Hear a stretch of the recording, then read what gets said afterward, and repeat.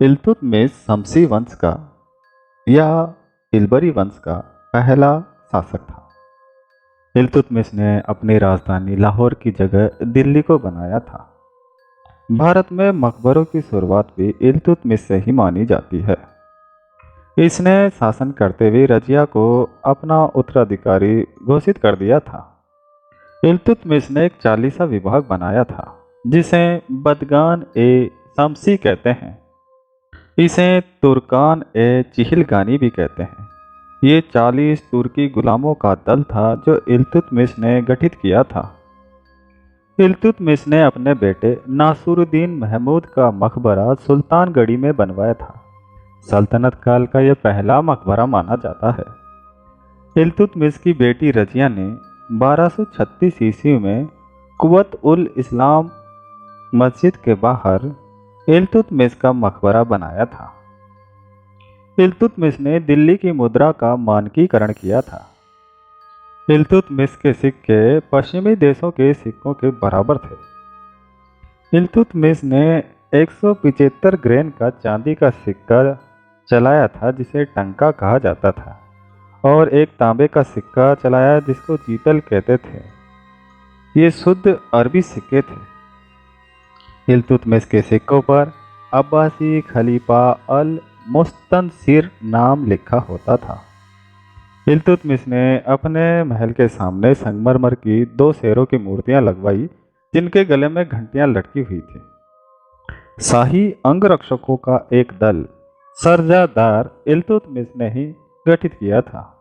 इल्तुतमिश की सेना को कल्बे लश्कर कहा जाता था। इल्तुतमिश ने नागौर में अतरकिन का दरवाजा बनवाया था।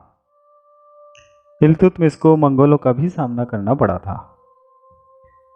हश्म ए कल्ब या कल्ब ए सुल्तानी शाही सेनाओं को कहते थे। इसके समय में इक्ता प्रणाली लागू थी। इक्ता प्रणाली क्षेत्रीय राजस्व समोनुदेशन को कहते हैं। इक्ता प्रणाली में सैनिक सेवा के बदले में भूमि का टुकड़ा दिया जाता था। 1236 ईस्वी में जब खोखर के विद्रोह को दबाने के लिए इल्तुतमिश गया तो वहां पर उसकी मृत्यु हो गई। इल्तुतमिश के संरक्षण में मिनहाज, फक्र उल मुल्क और उसामी जैसे विद्वान थे। इल्तुतमिश ने सुल्तान का पद भी धारण की थी। सुल्तान पद की स्वीकृति उसने किसी गौर शासक से नहीं ली बल्कि खलीफा से प्राप्त की थी। यह स्वीकृति इल्तुतमिश ने 1228-29 ईस्वी में बगदाद के खलीफा से प्राप्त की थी। इल्तुतमिश जिसने 1210 ईस्वी से 1236 ईस्वी तक दिल्ली की गद्दी पर शासन किया था, इसका पूरा नाम शमसुद्दीन इल्तुतमिश था। इसका जन्म मध्य एशिया में हुआ था। यह एक गुलाम का भी गुलाम था।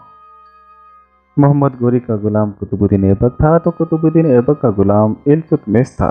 1205-6 ईस्वी में खोखरों का जो विद्रोह हुआ उसको दबाने के लिए मोहम्मद गोरी, कुतुबुद्दीन ऐबक और इल्तुतमिश तीनों साथ में थे। 1215 ईस्वी में इल्तुतमिश ने ताजुद्दीन एल्दोज को भी हराया था जो गजनी का शासक था। ख्वारिज्म राजकुमार ने आयन उल मुल्क को राजदूत बना करके राजनीतिक शरण की प्रार्थना लेकर के इल्तुतमिश के दरबार में भेजा था।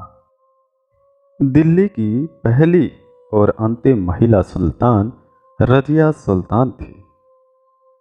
रजियाई पहली तुर्क सुल्तान थी जिसने अमीरों और मलिकों को अपनी आदेशों का पालन करने के लिए बाध्य कर दिया था। 13 अक्टूबर 1240 ईस्वी को कैथल के पास रजिया व उसके पति अल्तुनिया की हत्या हो गई थी। अबीसीनियाई हबसी जलालुद्दीन याकूत को रजिया ने अमीर ए आखुर यानी अस्सुसाला का प्रधान बना दिया था। रजिया का शासनकाल 1236 ईस्वी से 1240 ईस्वी तक का माना जाता है। रजिया के बाद मुइजुद्दीन बहराम शाह शासक बनता है जिसका शासनकाल 1240 से 1242 ईस्वी तक का रहा। बहराम शाह ने नायाब ए मुमलकत नामक पद बनाया था। इसके समय में सत्ता के 3 केंद्र बन गए थे। एक पे सुल्तान था, तो दूसरा नायाब था, तीसरा वजीर था। मुइजुद्दीन बहराम शाह के बाद में नासिरुद्दीन महमूद शासक बनता है। नासिरुद्दीन महमूद का शासनकाल 1246 ईस्वी से 1266 ईस्वी तक का माना जाता है। नासिरुद्दीन महमूद इल्तुतमिश का पोता था और ये अंतिम शासक था। इसकी मृत्यु 1265 ईस्वी में हो गई थी। नासिरुद्दीन महमूद के समय दिल्ली का काजी मिनहाज उस सिराज था। मिनहाज उस सिराज ने तबकाते नाशिरी नामक ग्रंथ की रचना की थी।